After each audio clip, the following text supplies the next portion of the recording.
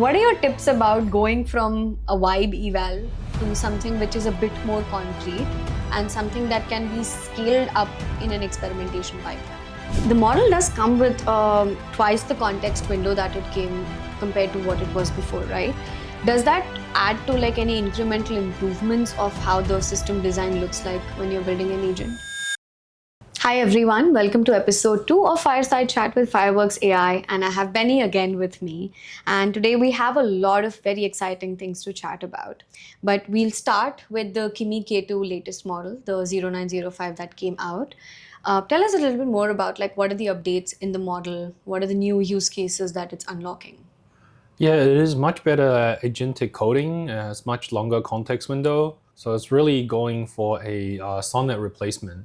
We see developers using it to replace their coding agent model from proprietary to Kimi K2 and seeing good results.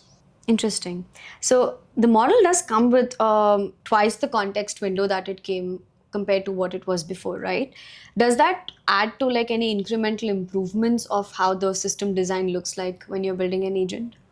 I think the memory management is always a hassle when you do coding agent. You have to figure out when to compress. So if you use some plugins in your VS Code or Cursor, you often see, hey, like the context window is getting filled. It has to be compressed now. You wait for a minute for the context to be compressed, and then you keep going. Sometimes you're not sure if the compression went well. You look at what's compressed, you don't necessarily agree with what happened.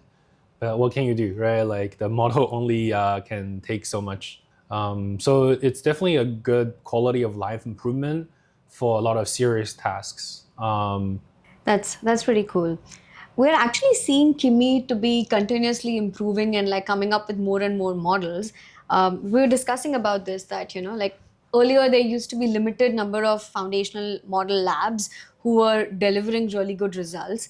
And Kimi seems to be one of the model families that's continuously improving and constantly delivering. So what are your thoughts around how these foundation model companies are thinking about building these models, and especially a couple of years ago, it was thought as if building a foundational model required billions of dollars of investment. And it's very hard. The barrier to entry is very, very tough. So, what are your thoughts around that? And like, what have you seen in the last few months with all of these major labs coming up with really good models? Yeah, that's a great point. I think it was like 2 years ago when Sam Altman was on stage and said, you can try to do a foundation model startup, we will crush you. Yeah. So that was definitely very contrarian to go into foundation model.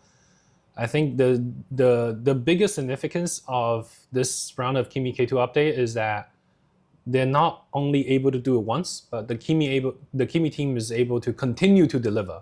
Yeah. It really showed them to be a big player for open source models. So yeah, like what seems to be contrarian 2 years ago may not seem as difficult right now. The billions of dollars still true. Yeah. But honestly, like raising capital isn't a bottleneck these days. If it's possible, then it does raise a lot of questions. So from a technology perspective, building foundational models isn't as unachievable as it was thought of. And improving, continuously improving on them is also like not as hard as it was thought of. At least not as hard as what Sam Altman made it 2 years ago. Yeah.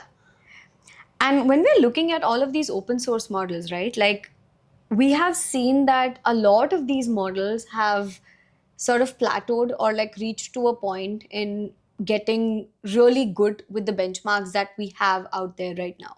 So it could be two different things that, hey, like this open source models have become so good that maybe there's no future for proprietary models. Or the contrary assumption could be that, hey, do we need new benchmarks to evaluate like what is the next step for either of the models, like open source or proprietary models? So what are your thoughts on that? So I think there's still a long way to go for open source models. We're still waiting for our, I don't have a better name for it, but we're still waiting for the Gemini 2.5 Pro moment. Yeah. Where it has like vision, like text and reasoning all at the same time, and plus tool calling, like all these capabilities showing up at the same time. Yeah.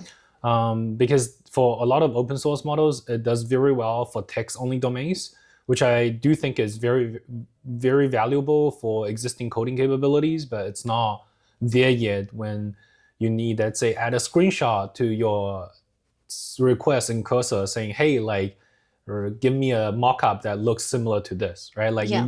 you simply cannot express that intent Yeah. with the existing open source models that is good at coding. So the open source model right now always have some fatal flaws. And for us, when we offer different capabilities for like reinforcement fine tuning on top, we're always blocked saying like, hey, like even if we have reinforcement fine tuning, if this model is blind, Yeah. there's no way it can learn anything out of it, right? So I think there's still a long way to go for open source model, just in terms of like checking all the boxes for capabilities. Absolutely. And when we were talking about, like how to understand which model is doing better, and if I am building an agentic AI system and I have been using a certain model in my workflow, there's been models launching every single week. So it becomes a bit impractical for me to like keep swapping out the models every time there is a new model launch. So in my development environment or in my experimental environment, I want to understand that, hey, which model is worth for me to swap it in my production environment.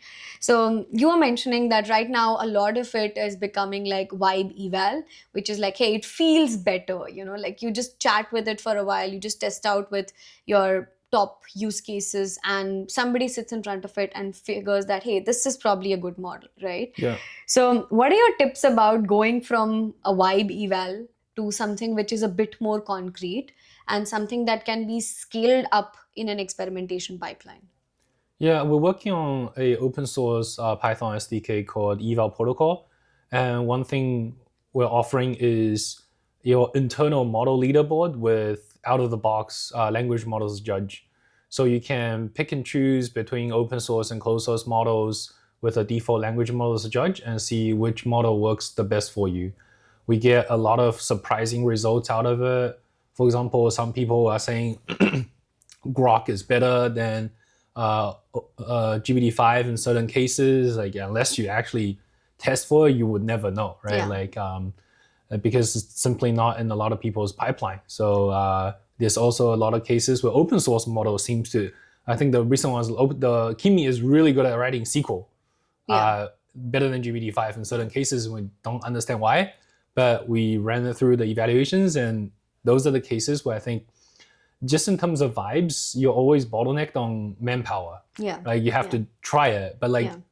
as a startup founder, you're always busy Yeah. doing something else. You're like you're going after your customers. You're trying to figure out like what else you can do. So any sort of like automated testing system for you to figure out, hey, is this new model better for my agent? That's always an important question to answer.